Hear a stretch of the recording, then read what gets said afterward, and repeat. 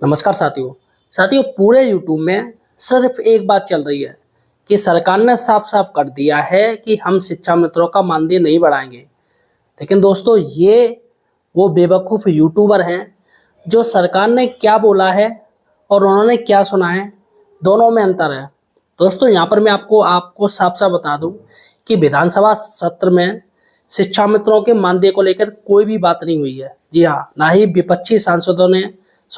विपक्षी विधायकों ने सरकार से पूछा शिक्षा मित्रों का मानदेय बढ़ाओगे या नहीं बढ़ाओगे, और ना ही सरकार की तरफ से कोई जवाब आया है।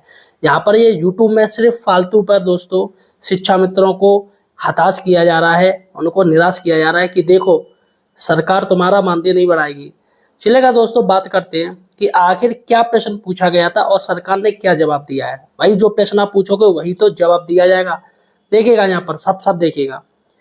यहाँ पर शिक्षा मित्रों से पूछा गया है, ये जो लेटर है, कि कितना मानदेय मिलता है। सबसे पहला प्रश्न ये, कितना मानदेय मिलता है। तो यहाँ पर सरकार ने जवाब भी दिया कि 10,000 रुपये महीना मिलता है।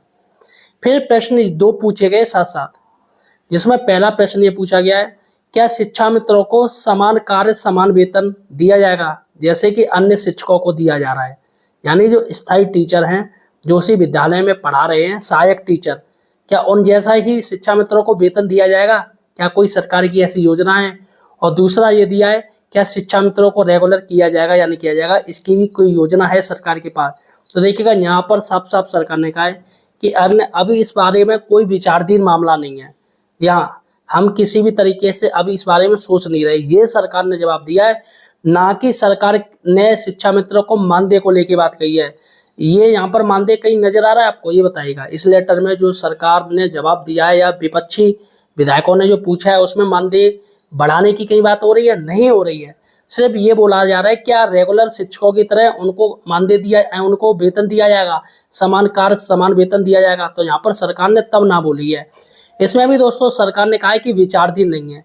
ये ठीक दोस्तों वैसा ही होता है जैसे आप किसी टीचर से आप उसकी सैलरी पूछोगे, भाई आपको कितनी सैलरी मिलती है, तो भाई साहब उसके लूज मोशन हो जाएंगे, जवाब नहीं दे पाएगा, वो अपनी सही और एग्जैक्ट सैलरी आपको नहीं बताएगा कभी भी।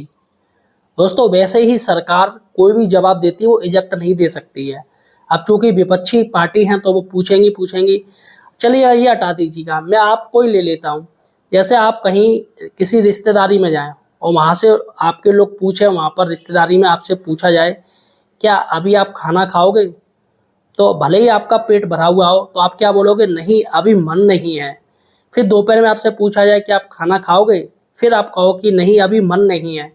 और फिर शाम को पूछा जाए कि आप खाना खाओगे, यहाँ 2 बार आप ना बोल चुके हो, तो ऐसे में उस रिश्तेदार को ये जान लेना चाहिए कि नहीं अब ये खाएगा ही नहीं, शाम को भी नहीं खाएगा। लेकिन वो तब भी आपसे पूछेंगे शाम को क्या आप खाना खाओगे, तब आप बोलोगे यस मुझे भूख लगी मैं खाना खाऊंगा।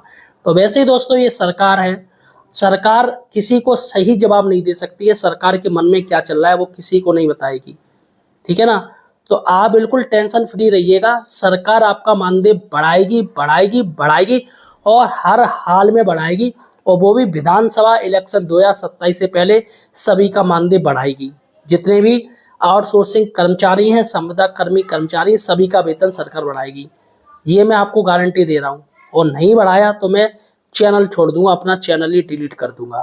फिलहाल साथियों आपका क्या कहना है मुझे कमेंट सेक्शन में बताइएगा। और यहाँ पर शिक्षा मित्रों को निराश मत कीजिएगा, कोई भी हताश मत कीजिएगा। धन्यवाद साथियों।